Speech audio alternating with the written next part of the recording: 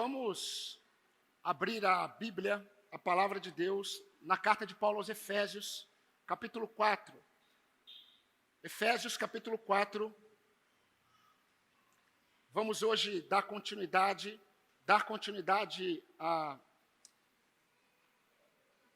exposição desse texto, desse recorte tão importante, que tanto glorifica a Deus nas nossas vidas, que tanto exalta a Deus na igreja, quando nós colocamos em prática o que nós ouvimos. Efésios, capítulo 4.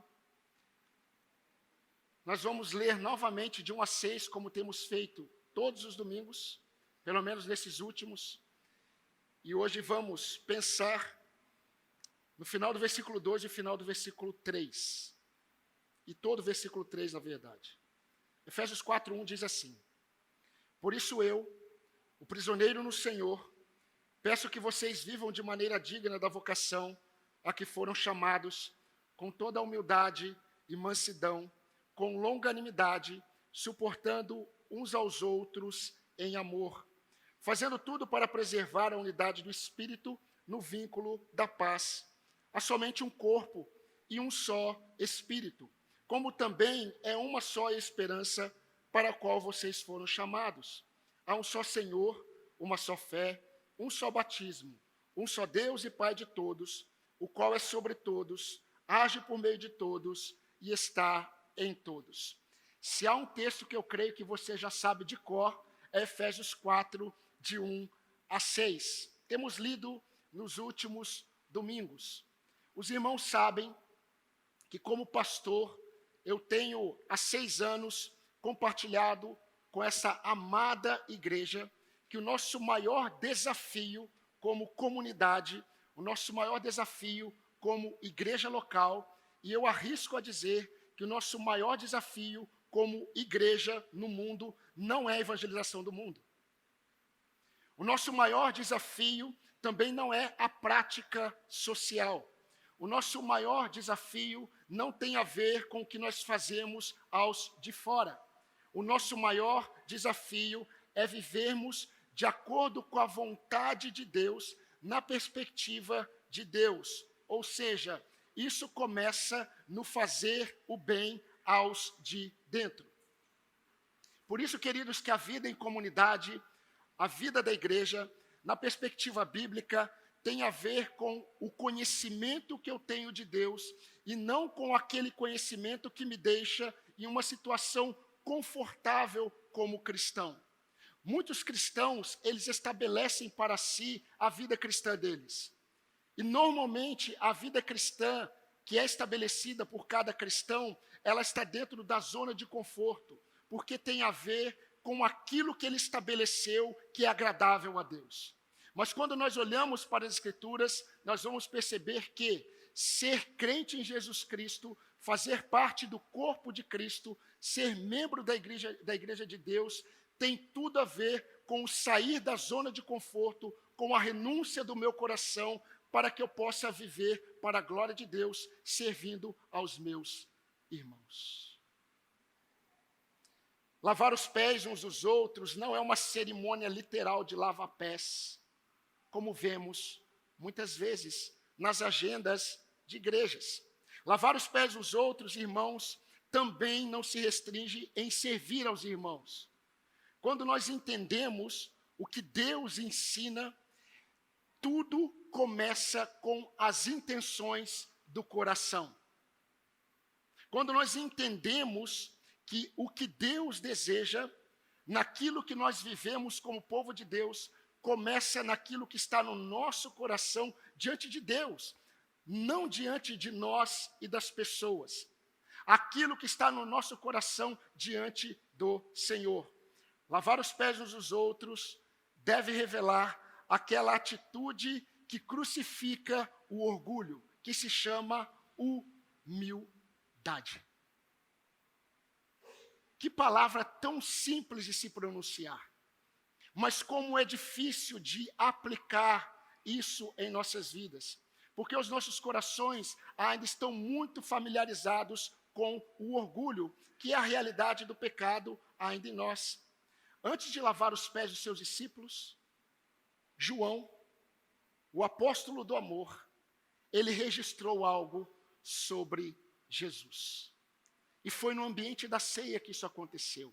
João escreveu o seguinte: sabendo Jesus que era chegada a sua hora de passar deste mundo para o Pai, tendo amado os seus, amou-os até o fim. Tendo amado os seus, amou-os até o fim. Ou seja, o amor de Jesus Cristo estava fundamentado nele, independentemente dos seus discípulos. E louvado seja Deus por isso, porque o que Jesus ensina com o ato de humildade dele, ao lavar os pés dos seus discípulos, tem a ver com o seu amor por eles, apesar deles. Eu não sei se você sabia, Deus te ama apesar de você. Se você é de Cristo, Deus te ama apesar de você. Mas nós temos que entender que é isso que Paulo está ensinando aos crentes de Éfeso. Quem foi alcançado pelo amor, ele deve viver de modo que evidencie esse amor que o alcançou, e não a velha natureza. Aquele que foi alcançado pelo amor incondicional de Deus em Cristo Jesus, ele deve ter uma vida coerente com esse amor. E essa coerência não vai ser revelada em suas palavras, mas em suas ações, principalmente com os de dentro, antes de olhar para os de fora. Esse é um grande desafio, porque enquanto o velho homem é cada vez mais amante de si, eu quero convidá-lo a fazer um devocional no último livro que Paulo escreveu antes de morrer, 2 Timóteo, capítulo 3. Paulo vai dizer a Timóteo: nos últimos tempos os dias serão terríveis, porque os homens serão amantes de si mesmos. Então, a grande dificuldade que vamos experimentar, e já estamos experimentando no mundo, que tornará os dias difíceis, tem a ver com o amor dos homens. Os homens serão cada vez mais amantes de si mesmos. E, queridos, isso acontece até mesmo quando o homem ajuda o próximo. As intenções de seus corações ao ajudar o próximo têm mais a ver com ele do que com o próximo. Eu não sei se você sabe, mas muitas ONGs, muitos lugares que dependem de doações, eles têm que lidar com uma realidade. As pessoas, elas vão doar, mas elas não doam enquanto elas não fazem um vídeo para postar o que elas estão fazendo.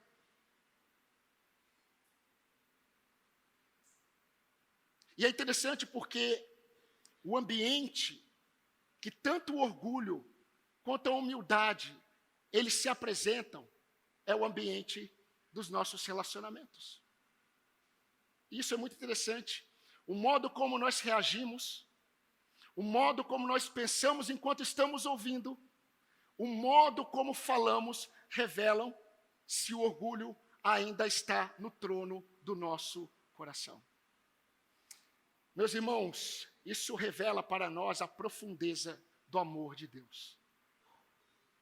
A profundeza do amor de Deus, que está revelando o conhecimento de Deus, está revelando quem Ele é para nós, enquanto Ele manifesta a sua longanimidade, a sua paciência para nos moldar, para nos tirar do orgulho para a humildade que tanto temos aprendido.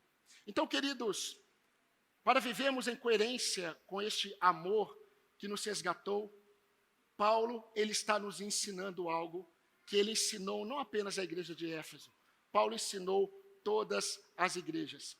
E hoje nós vamos terminar essa lição principal que temos estudado há cerca de 3 domingos. Manifestem em comunidade o que Deus fez com vocês.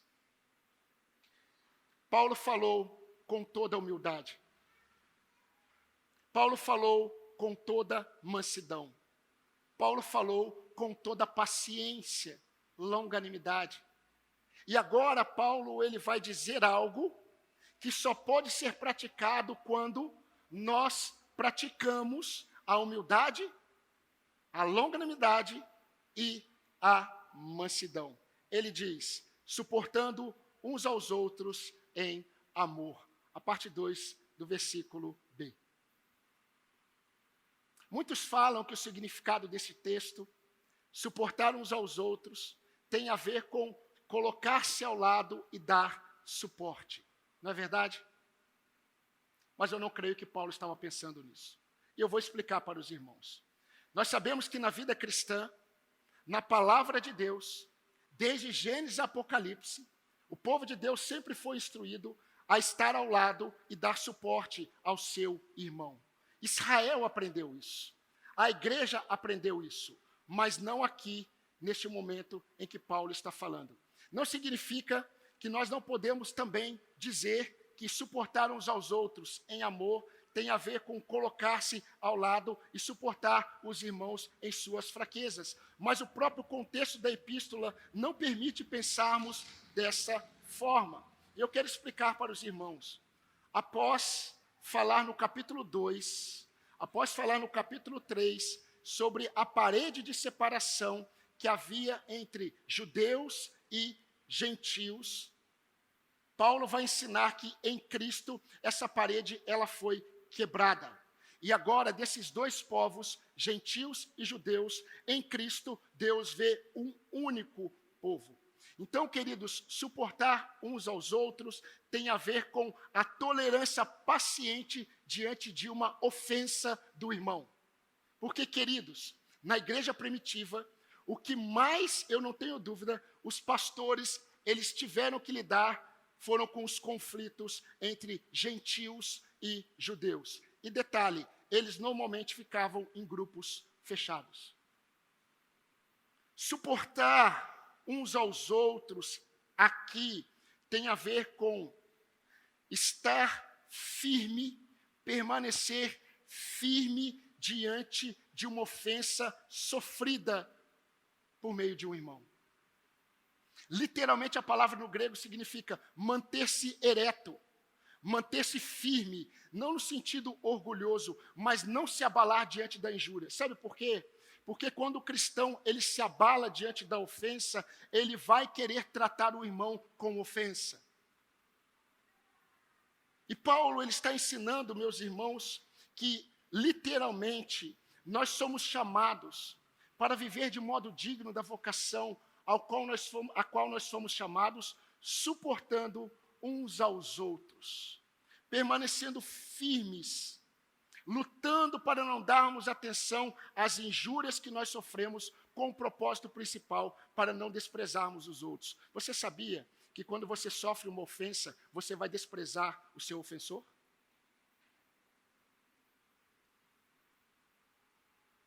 O seu ofensor, ele vai experimentar o seu desprezo. Porque mesmo que você diga que não despreze, se você estiver observando a injúria, se os seus olhos estiverem na ofensa, você irá olhar para o seu irmão como um ofensor e você irá tratá-lo dessa forma. A própria derivação da palavra no grego sugere que suportar o outro é não se abalar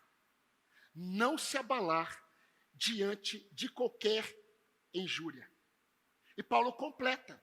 Aí faz sentido ele completar, suportar uns aos outros em amor. Suportar uns aos outros em amor. Eu não sei se você já percebeu, eu creio que você já tenha percebido nessa altura, que o que Paulo falou até agora foi a sustentação para essa prática. Para que possamos suportar as injúrias, permanecermos firmes, não olhando o irmão que nos ofende, mas permanecermos firmes diante da ofensa, olhando para o Senhor, suportando em amor.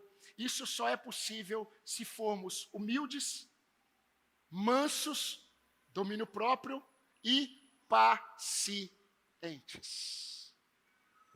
Agora vocês vão perceber, domingo que vem, que Paulo ele está olhando lá na frente. Paulo ele está pensando na unidade da igreja. Mas a igreja nunca irá experimentar a unidade se os crentes eles não forem humildes, se os crentes não forem mansos, se os crentes não forem pacientes, longânimos, se os crentes não suportarem uns aos outros em amor. Paulo ele escreveu uma carta gêmea, chamada Carta Gêmea de Efésios, aos crentes de Colossos. Eu quero ler para você o que ele escreveu. Colossenses 3,12. Visto que Deus os escolheu, irmãos, para ser o seu povo santo e amado, revistam-se de compaixão, bondade, humildade, mansidão e longanimidade. Revistam-se, cobrem-se, se vistam de compaixão, se vistam de bondade, de humildade, mansidão e longanimidade. Queridos, essas virtudes são para todos aqueles que são salvos. Mas eu preciso dizer algo para você. Para alguns, esse caminho é um pouco mais difícil. E eu explico. Para alguns, o orgulho, ele é muito mais enraizado e profundo. Para alguns, ser humilde. Para alguns, ser manso. Para alguns, serem pacientes. Para alguns, suportar o outro em amor diante de uma injúria, diante de uma ofensa, é uma caminhada de profunda renúncia. De profunda renúncia. Mas quando nós começamos a experimentar o mover de Deus, tirando dos nossos corações o orgulho e colocando ali, manifestando ali o fruto do Espírito em nós, e nós começamos a experimentar a humildade. E a humildade começa quando nós olhamos os outros superior a nós mesmos. Maridos, você nunca irá experimentar humildade enquanto você não olhar para sua esposa como superior a você. E eu não estou falando aqui das funções. O marido continua sendo o cabeça do lar, mas a forma como ele serve a sua esposa revela se ele é humilde ou se ele é orgulhoso. E é interessante porque tudo aquilo que Deus faz com a igreja, Deus ele faz lá no ambiente do lar. Nós temos visto isso. Tudo aquilo que Deus está produzindo na vida da igreja deve começar lá no ambiente do seu lar. Humildade é lá em casa. Paciência é lá em casa. Mansidão é lá em casa. Suportar um ao outro em amor diante de uma ofensa começa em casa. Para que nós possamos experimentar na igreja aquilo que Deus tem feito em nossas vidas lá em casa, no ambiente do lar.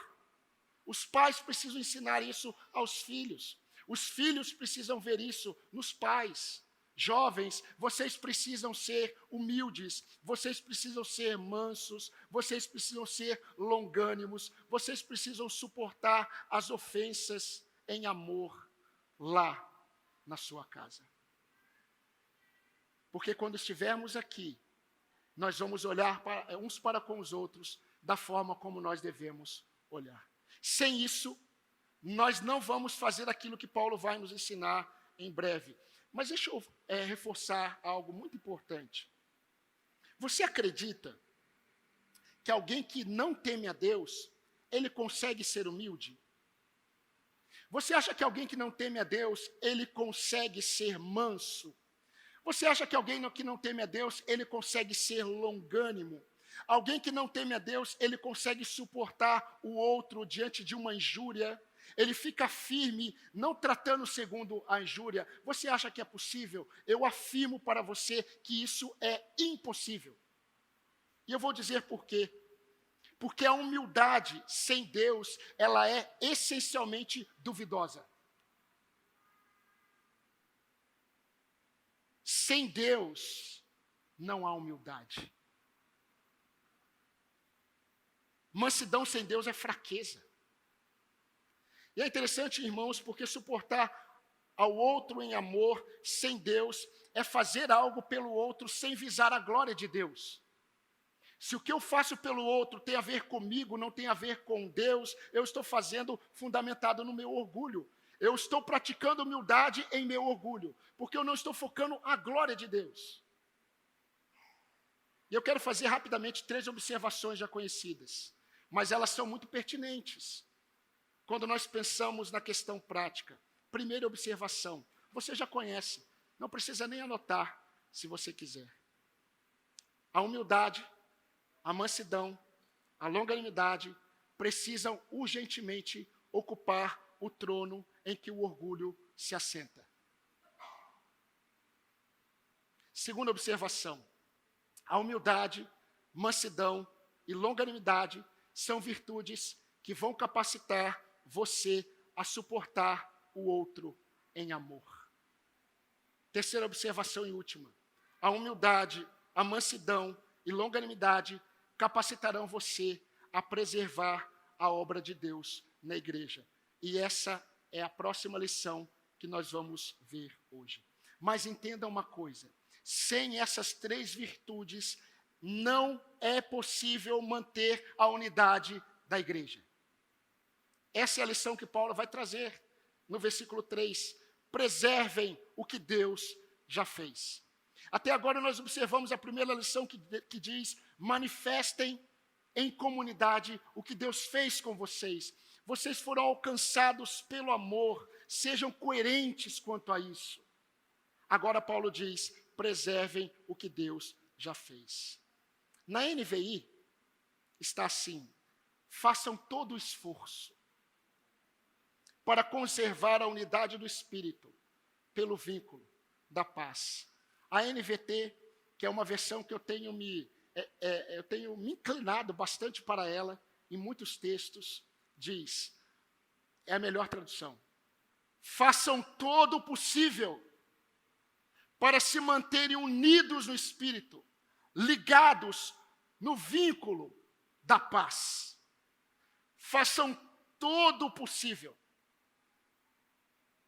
O impossível não é possível? Não. Faça tudo aquilo que é possível. Tudo aquilo que é possível para se manterem unidos no Espírito, ligados no vínculo do Espírito. Sabe por quê? Porque se isso não acontecer nas nossas vidas, irmãos, nós não andaremos de modo digno da vocação a qual nós somos chamados. Não andaremos. É utopia. Você pode ser um pregador excelente. Você pode ser um conhecedor das Escrituras, que você transborda texto bíblico. Você pode ser alguém ativo na igreja. Você não vai andar de modo digno da vocação a que você foi chamado, se você não focar na humildade, se você não focar na mansidão, se você não focar na longanimidade, que vão te ajudar a suportar um ao outro em amor, porque você não vai conseguir preservar a unidade do Espírito. E todos nós somos convocados por Deus para preservarmos o que Deus já fez. A unidade da igreja, ela existe porque é uma obra de Deus. Não depende de nós. Se dependesse de nós, nunca iríamos experimentar a realidade bíblica que diz que nós somos um em Cristo Jesus. Meus irmãos, eu quero relembrar rapidamente a profundidade da antiga e presente divisão na igreja primitiva. Eu preciso fazer isso para que você entenda o que Paulo está dizendo. Aquela divisão presente entre judeus e gentios. Queridos, eles eram muito diferentes. Você acha que você é diferente do seu irmão? Você acha que você é diferente do seu irmão? Eu quero explicar para vocês como os judeus e gentios convertidos, eles eram diferentes. A religião era diferente. Uma religião era monoteísta, tinha um só Deus. A outra era politeísta, tinha muitos deuses. A cultura era diferente. A cultura judaica era teocrática. A cultura gentílica era pagã. O tratamento era diferente. Judeus não se misturavam com os gentios. Eu quero só lembrar você do momento em que Jesus ele foi entregue a Pilatos. A Bíblia diz que era o período da Páscoa e diz que os sacerdotes, eles não entraram no pátio onde Pilatos estava para não se contaminarem, porque era Páscoa. se eles entrassem no pátio onde estava um gentil, Pilatos, eles criam que eles seriam contaminados, ficariam impuros. E é interessante, queridos, porque muitos gentios foram desprezados por judeus. Os propósitos deles eram diferentes. O propósito de um judeu era agradar ao Deus de Moisés. O propósito dos gentios era não desagradar aos deuses. Por fim, as expectativas eram diferentes. Os judeus esperavam o Messias. Os gentios nunca tiveram algo para esperar. Paulo diz que eles não tinham esperança. Estavam sem Deus no mundo. Agora, queridos, eles foram alcançados pela graça de Deus, eles foram alcançados no amor de Cristo, e agora eles estão no mesmo ambiente, eles são membros do mesmo corpo. E não é interessante como foi o processo inicial da igreja? Queridos, o que eu estou mostrando para vocês é que nós não temos noção do poder do Espírito Santo agindo na igreja para tornar essas pessoas tão diferentes em um só corpo. Há muito poder aqui. E pouco tem a ver com agitação, com sentir arrepio.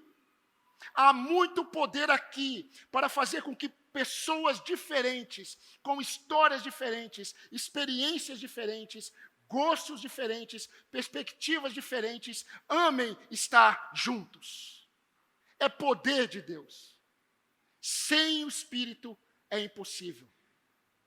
Atos 2, 42 a 47, diz assim: todos os que creram estavam juntos, tinham tudo em comum, perseveravam unânimes na oração. Tem gente que diz que a unanimidade é impossível. É. Aos homens, sim. No Espírito Santo, não. Podemos ser unânimes no Espírito Santo. Podemos ter a mesma disposição mental, mesmo tendo gostos diferentes. Eles perseveravam unânimes na oração, na doutrina e na comunhão. Atos 10, Deus dá uma visão para Pedro. E é interessante porque a visão que Deus dá para Pedro foi uma preparação para aquilo que Deus iria mostrar para Pedro. Logo depois da visão, Deus diz para Pedro: vai até a casa de Cornélio.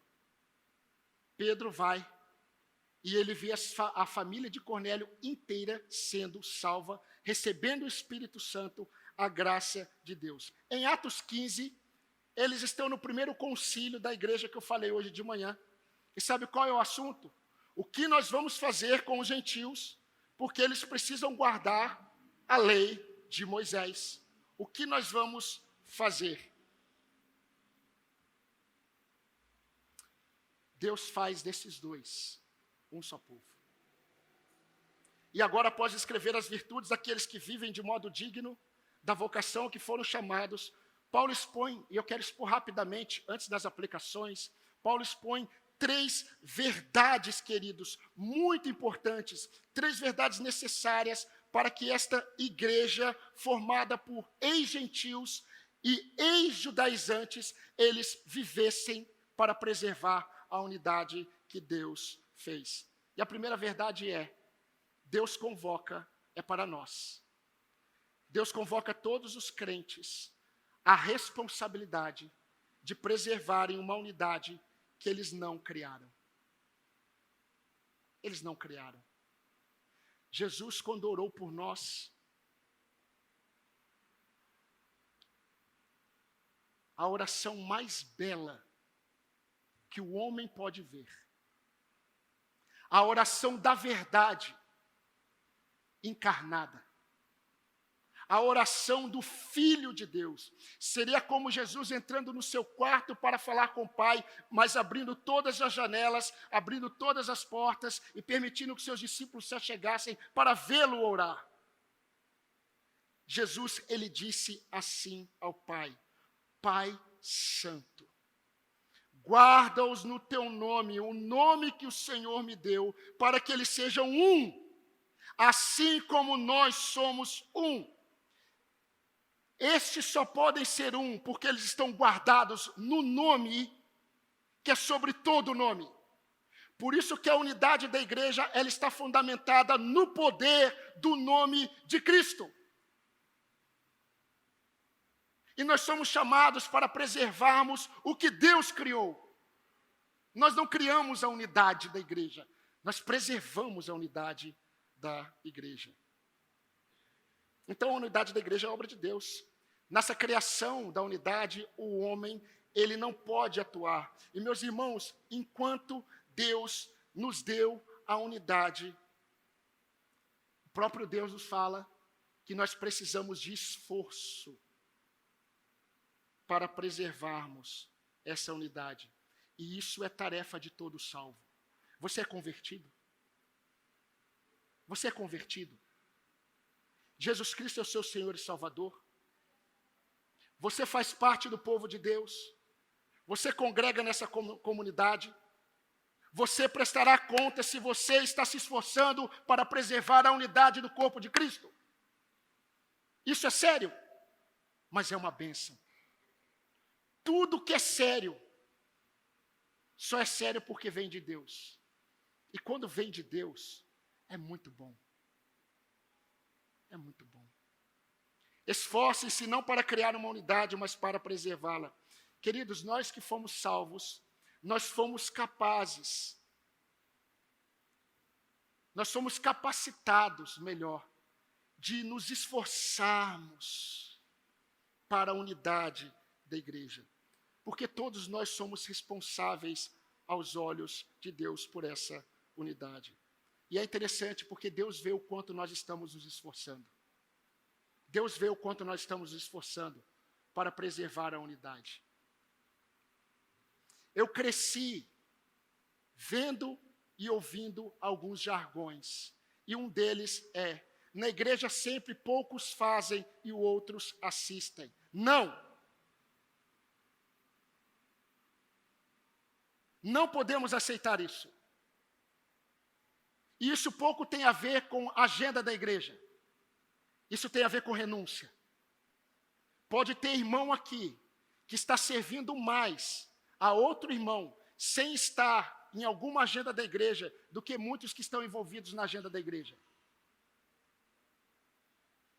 Se eu oro pelo meu irmão, se eu oro com ele, se eu vou até ele, se eu estou preocupado com a vida dele, se eu me envolvo de alguma forma na vida do meu irmão, se eu estou me tornando cada vez mais humilde, manso, longânimo, suportando as ofensas, por amor a Deus e ao irmão, eu estou preservando a unidade da igreja. Mas é muito interessante, para não dizer triste. Eu não sei você, mas nós não precisamos nos esforçar para a desunião. Nós não precisamos nos esforçar para discórdias. Nós não precisamos nos esforçar para desavenças. Essa igreja vai crescer.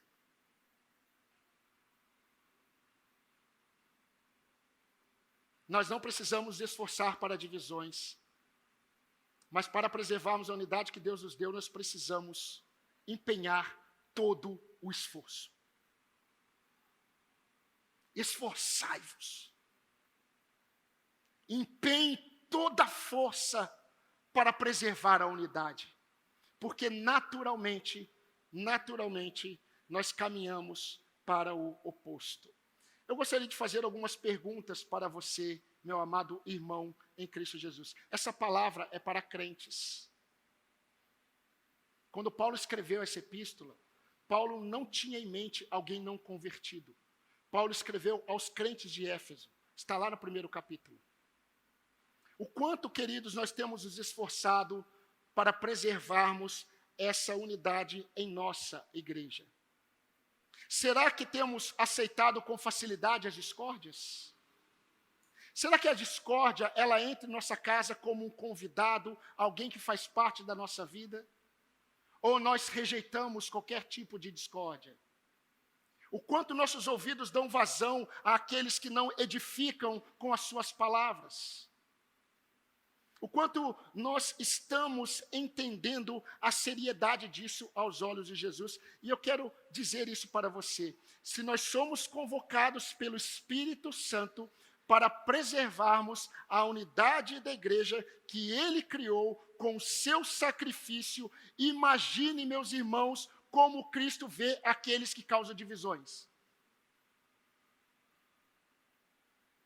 Se a unidade da igreja, ela nasce pelo sangue de Cristo, derramado na cruz do Calvário, pelos pecadores, imagine como Deus vê aqueles que causam divisões na igreja.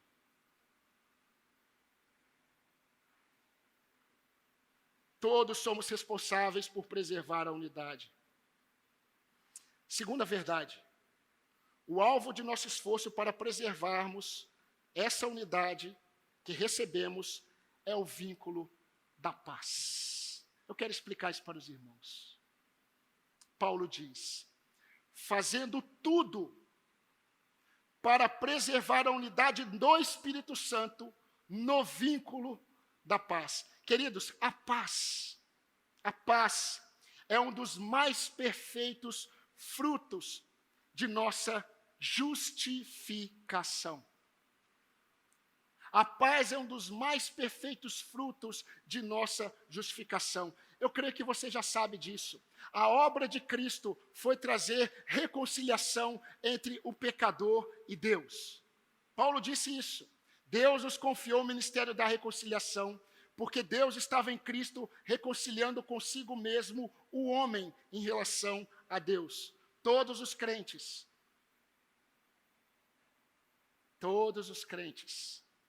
que foram reconciliados com Deus em Cristo Jesus, eles foram reconciliados porque nós éramos inimigos de Deus. Paulo disse aos irmãos de Roma, justificados, pois, mediante a fé, temos paz com Deus. Se você ainda não se rendeu a Cristo, você é um inimigo de Deus. Você ainda é um inimigo de Deus. Você pode ser a pessoa mais moral, mais correta, exemplar em todas as suas atitudes, devota à sua religião. Se você não tem Cristo como seu Deus e o seu Senhor, você é inimigo de Deus. Você não tem paz com Deus, mas você pode ainda hoje experimentar essa paz que excede todo o entendimento humano. Esses irmãos de Éfeso, tanto judeus quanto gentios, eles foram reconciliados com Deus. Irmãos, entendam isso. Os gentios e os judeus de Éfeso, eles foram reconciliados com Deus. E sabe o que eles experimentaram? A paz com Deus. Agora Paulo está dizendo, essa paz é o vínculo.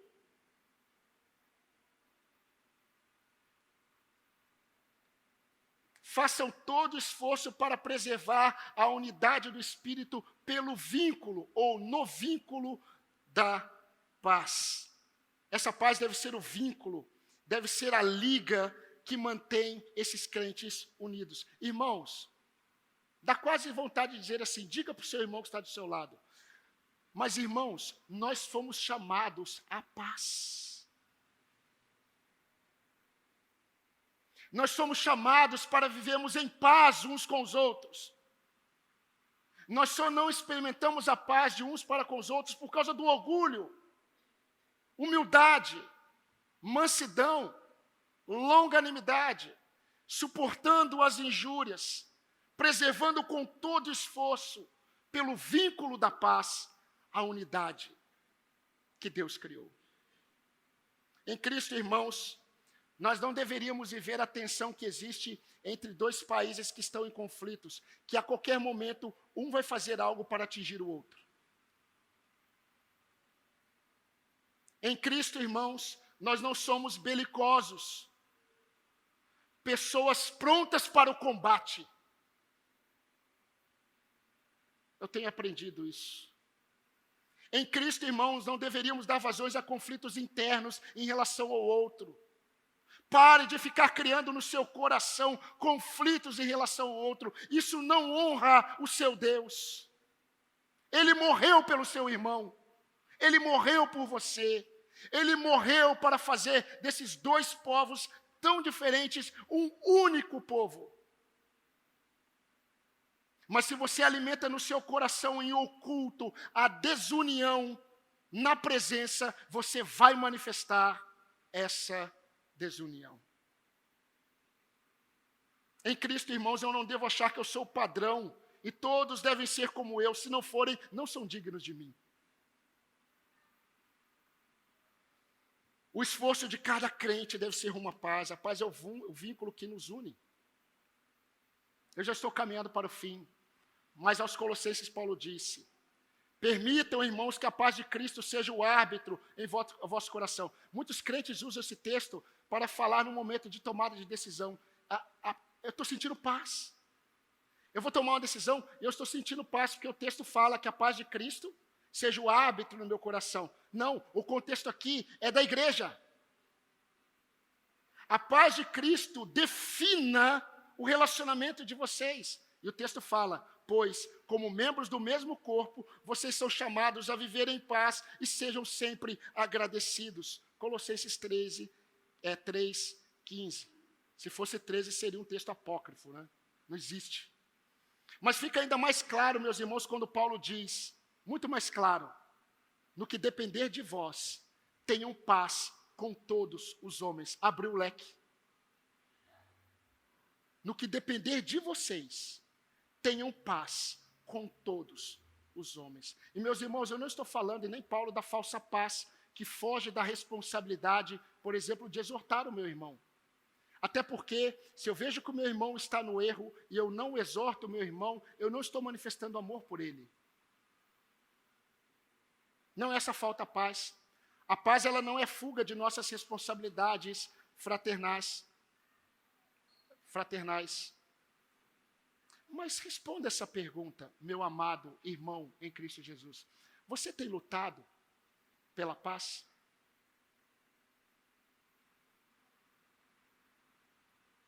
Você tem lutado pela paz entre os irmãos? Você sabia, batistas, que nós podemos cumprimentar os irmãos a paz do Senhor Jesus? Só que quando você fizer isso, pense no que você está falando. Porque muitos crentes cumprimentam o outro, a paz do Senhor, mas eles ainda não entenderam o que é esse cumprimento. Eu vou começar a cumprimentar você a paz do Senhor Jesus. Agora nós aprendemos. Porque a paz é o vínculo que preserva a unidade.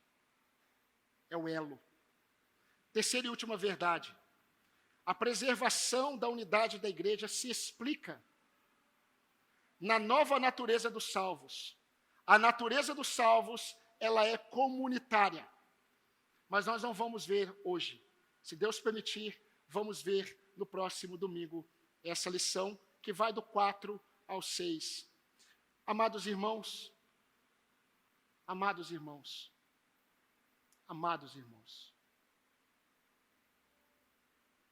se somos alcançados e fomos alcançados pelo amor de Deus em Cristo,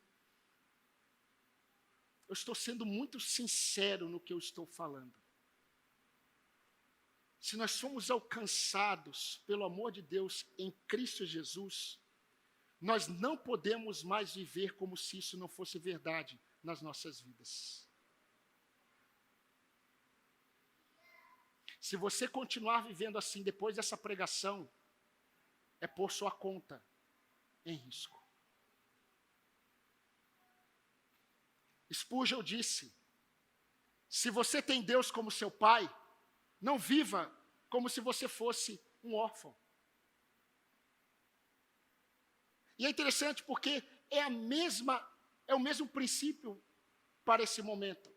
Se nós somos alcançados pelo amor de Deus, por esse poder que nos uniu, pessoas tão diferentes são chamadas membros de um só corpo. Se o poder de Deus, manifestado na cruz de Cristo, na ressurreição de Cristo, na ira de Deus sobre ele, fez pessoas tão diferentes, parte do mesmo corpo, nós não podemos viver como se isso não tivesse acontecido. Eu vou dizer algo que infelizmente é comum em todas as igrejas. Mas, irmãos, da Igreja Batista Apacentar, de Taubaté, que estará em Tremembé.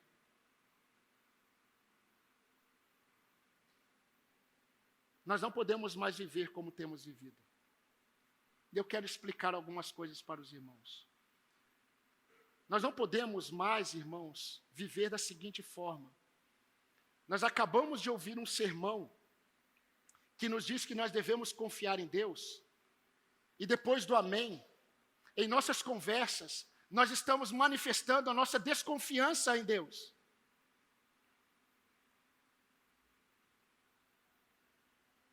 Porque seria como se não tivéssemos acabado de ouvir Deus falando conosco.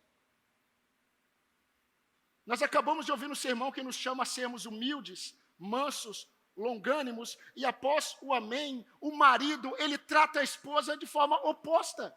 A esposa trata o marido de forma oposta. Os pais tratam os filhos de forma oposta. Às vezes nem olha para o irmão, passa pelo irmão e vai embora. Isso, meus irmãos, é uma afronta à palavra de Deus. Nós precisamos nos humilhar diante de Deus.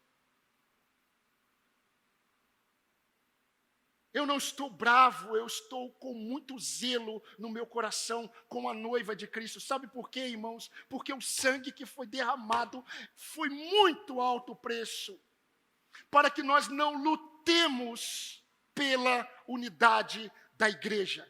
Por isso que o nosso maior desafio não é a evangelização do mundo, porque não depende só de nós, depende de todos. Não é ação social, qualquer um faz.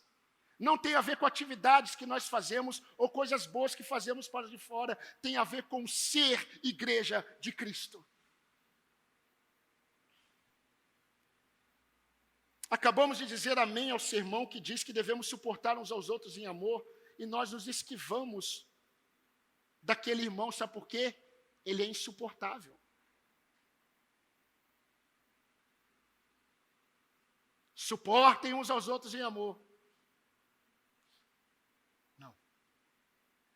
Não. Por vezes acabamos de dizer amém ao sermão que diz que devemos nos esforçar para preservar a unidade pelo vínculo da paz, e somos aqueles que estão dando ouvidos a conversas que produzem divisões e facções. Tapa os seus ouvidos, irmão. Se tem alguém na igreja promovendo divisão, repreenda esse irmão em amor, mas não permita. Vamos fechar as brechas. Sabe por quê? Porque vai aumentar aquilo que vem para destruir a unidade. Vai aumentar. Vai aumentar. Os crentes que vêm de outras igrejas, eles vêm totalmente seguindo os seus próprios corações. Porque, infelizmente, muitas igrejas não estão sendo expostas à palavra de Deus que nos santifica. Precisamos fechar as brechas. Aos olhos de Deus. Se você não se envolvia, passa a se envolver. Se você está às margens, venha para o rebanho. Se apresente. Esteja juntos. Estejamos juntos, unidos. 3 coisas podem estar acontecendo se nós não estivermos fazendo isso. Primeira, ou estamos surdos, que eu não acredito, ou estamos desprezando a palavra de Deus, que eu também não acredito, ou nós não estamos vigiando o suficiente. Não estamos vigiando o suficiente, e nisso eu acredito. Isso não pode acontecer com a igreja que experimentou o lavar regenerador do Espírito. Pare agora. Pare agora. Saia desta noite negando você e vá até o seu irmão. Feche as brechas. Feche, porque o que nos une é muito maior do que aquilo que nos afasta. Vocês sabiam, irmãos, que tem irmãos muito cansados indo lá trabalhar? Cansados. Eu estou acompanhando eles. Eles estão esgotados. Alguns saem do trabalho e eles vão direto para lá. Se você não pode, se preocupe com eles, ore por eles. interceda, mande uma mensagem, irmão, eu não estou podendo ir, mas eu tenho visto que vocês estão lá. Fique firme, irmão. Nós não estamos naquela fase de, eu não queria ir, não é do meu gosto, a cor não vai ser. Não, somos um. Deus está nos movendo. Deus está nos movendo. Se você tem dúvidas disso, não vá. Mas eu creio numa igreja que é unida pelo Espírito Santo. Mas nós precisamos renunciar aos nossos corações. O senhor está bravo, pastor? Agora eu estou. Precisamos, irmãos, fechar as brechas. Eu quero finalizar reforçando duas verdades importantes do texto que estamos estudando. Eu comecei esse sermão mencionando o que João disse sobre Jesus na última ceia. E sabe o que João disse sobre Jesus? Que Jesus, tendo amado os seus discípulos, amou-os até o fim. Apesar deles. Jesus amou-os até o fim. Esses dias eu estava vendo uma criança brincando, fazendo bolinha de sabão. Eu gosto dessa ilustração. Cada vez que eu vejo uma bolinha de sabão, eu me vejo. Não porque é uma bolinha, mas porque vai tão rápido. E eu vi a criança lá fazendo a bolinha e correndo e se alegrando quando a bolinha estoura. Os nossos sentimentos, irmãos, são como bolinhas de sabão. Nós acordamos um dia com vontade de cantar, no outro dia a gente acorda escrevendo lamentações. Graças a Deus que a nossa fé, ela não é definida por nossas emoções. Não é. A nossa fé é definida por aquilo que Deus fez e Ele é imutável. Amou os seus até o fim. Pedro, Tiago, João. O primeiro vai pescar. E João faz questão de escrever, ele amou até o fim. Porque o amor de Jesus não está fundamentado em nós, está fundamentado nele. Então, a primeira verdade é que o amor de Jesus por nós é e continuará sendo o mesmo apesar de nós. Meus irmãos, apesar de nossas misérias, apesar de nossas fraquezas, nada pode nos separar do amor de Deus que está em Cristo Jesus. Segunda verdade e última. Por nos amar, o Senhor não quer que continuemos agindo de forma incoerente com esse amor que nos alcançou. Nós precisamos mudar, queridos, urgentemente, em dependência e vigilância de Deus. Esse não pode ser mais um sermão. Sermão de número, eu vou dizer para você, 307. Nós já ouvimos 307 sermões só domingo à noite, em 6 anos. Fora o que os outros irmãos pregaram. 307 sermões. Esse não pode ser mais um. Sabe por quê? Nós vamos mudar. Os nossos desafios também vão. Se nós formos com brechas, o inimigo, ele vai fazer o que ele faz de melhor. Nos separar. Nos separar. Nós vamos deparar, meus irmãos, com muitos desafios à unidade da igreja. À unidade dessa igreja. Por isso que nós precisamos urgentemente, eu termino com essa fala, urgentemente nós precisamos andar de modo digno da vocação a que nós fomos chamados. Com toda a humildade, mansidão, longanimidade, suportando uns aos outros em amor, fazendo de tudo para preservar a unidade do Espírito pelo vínculo da paz. João escreveu, se andarmos na luz, como ele na luz está, mantemos comunhão uns com os outros, e o sangue de Jesus, seu Filho, nos purifica de todo o pecado. 1 João 1,9. Jesus foi esmagado pelas nossas transgressões. Mas ele foi esmagado pelas transgressões do seu povo, que é a sua igreja. Vivamos de modo digno, irmãos. Vivamos de modo digno deste amor. Deus falou com você? forma específica Deus falou com você, responda. O seu silêncio já é uma resposta. Não responda com o seu silêncio. Responda com a sua ação para preservar a unidade da igreja. Amém, irmãos? Amém.